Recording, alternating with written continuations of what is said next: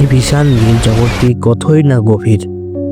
এর নিচে এমন অন্ধকার, এমন চাপ, যেখানে সূর্যের আলো কখনো পৌঁছায় না, তবু সেখানে জীবন আছে, আলো আছে, আর আছে পৃথিবীর ইতিহাসের গভীরতম রহস্য। আজ আমরা জানব প্রশান্ত মহাসাগর, পৃথিবীর বৃহত্তম ও গভীরতম মহাসাগরের গল্প। প্রশান্ত মহাসাগর পৃথিবীর জলভাগের প্রায় 46% দখল করে আছে। এর আয়তন প্রায় 165 মিলিয়ন বর্গ কিলোমিটার, যা আফ্রিকা, ইউরোপ এবং উত্তর আমেরিকা এই 3 মহাদেশ মিলিয়েও এত বড় নয়। পূর্বে উত্তর ও দক্ষিণ আমেরিকা আর পশ্চিম এশিয়া, অস্ট্রেলিয়া, এই বিশাল অঞ্চল জুড়ে বিস্তৃত প্রশান্ত মহাসাগরকে পৃথিবীর জলমহাদেশ বলা হয়। 1521 সালে পর্তুগিজ অভিযাত্রী ফার্দিনান্দো ম্যাগেলান প্রথম এই মহাসাগরে প্রবেশ করেন। তিনি তখন পৃথিবীর দক্ষিণ অভিযানে ছিলেন।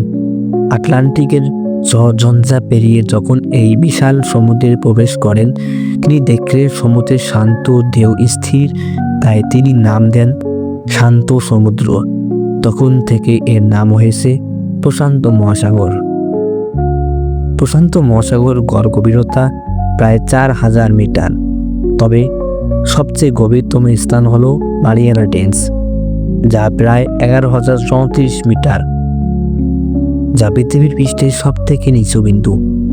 যদি মাউন্ট এভারেস্টকে উল্টো করে যেখানে ডুবিয়ে দেওয়া হয়, তবুও প্রায় 2 কিলোমিটার নিচে থাকবে ট্রেঞ্চের তলদেশে। প্রশান্ত মহাসাগরে পৃথিবীর সব থেকে সমৃদ্ধ সামুদ্রিক জীববৈচিত্র্যের আবাসস্থল। এখানে আছে কোটি কোটি প্রজাতির মাছ, প্রবাল, সি টার্টল, হোয়েল ও ডলফিন। প্রবাল প্রাচীরগুলো বিশ্বের, বিশেষ করে গ্রেট ব্যারিয়ার রিফ, এত বিশাল যে যা মহাকাশ থেকেও দেখা যায়। তবে দুঃখের বিষয়, জলবায়ু পরিবর্তন, দূষণের কারণে প্রবালগুলো ধীরে ধীরে ধ্বংস হয়ে যাচ্ছে।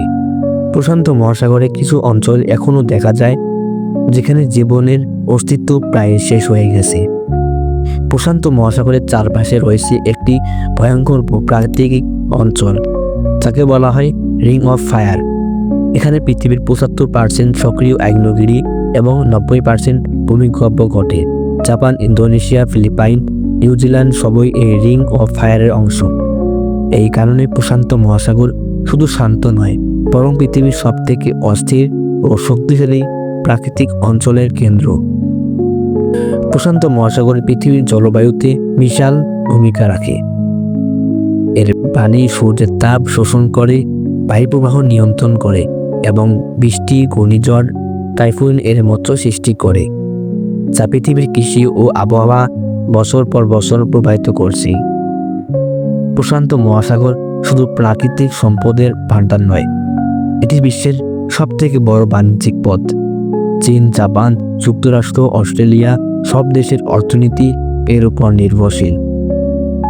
তেল, গ্যাস, মাছ, খনিজ, এই সমুদ্রের সম্পদ বিশ্ব অর্থনীতিকে চালিত করেছে। তবে অতিরিক্ত মাছ ধরা ও দূষণের কারণে এখানে অনেক এলাকা বিপন্ন হয়ে পড়েছে। আজ প্রশান্ত মহাসাগর বিশাল এক সমস্যার মুখে পড়েছে, প্লাস্টিক দূষণ। মধ্য প্রশান্ত অঞ্চলে রয়েছে এক বিশাল প্লাস্টিক দ্বীপ, যার আয়তন প্রায় টেক্সাস রাজ্যের সমান। এই দূষণ ধীরে ধীরে সামুদ্রিক জীব হত্যা করছে এবং আমাদের খাদ্যশস্যেও বিষ ছড়িয়ে দিচ্ছে।